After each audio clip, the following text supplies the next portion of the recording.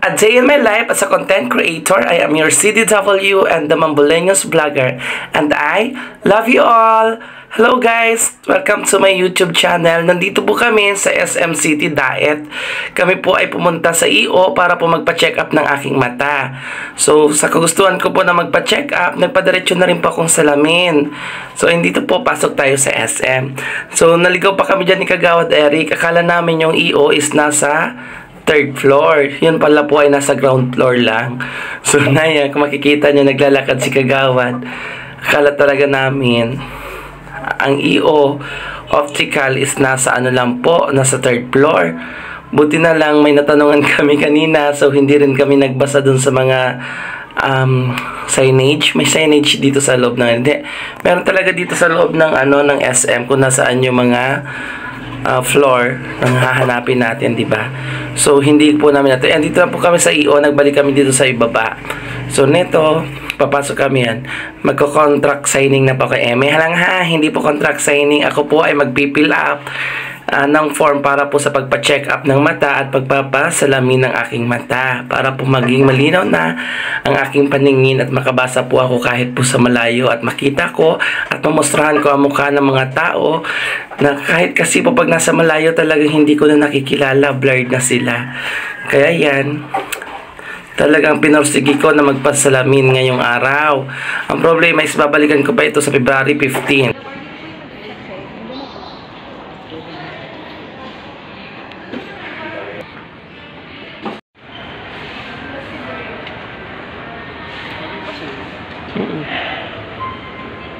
Mas ano pati siya? Anong tawag ito?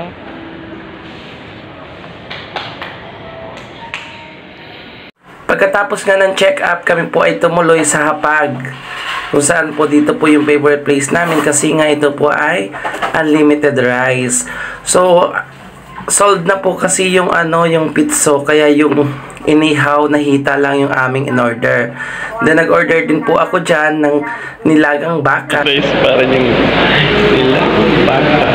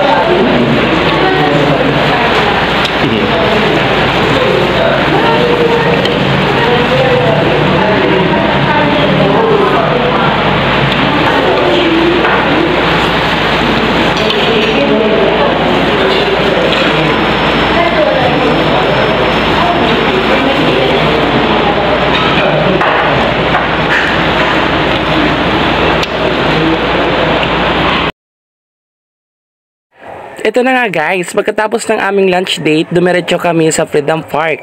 Nagdire-date kami dyan. Huy! Dire-date talaga. Hindi po ha. Totoo pong date ito kasi nga po, 3 years and 5 months namin Kagawad Eric ngayong araw na to. February 10, ang aming Mansari Day. So happy Mansari sa'yo. Ito nga po pala, kukuha kami ng picture dyan.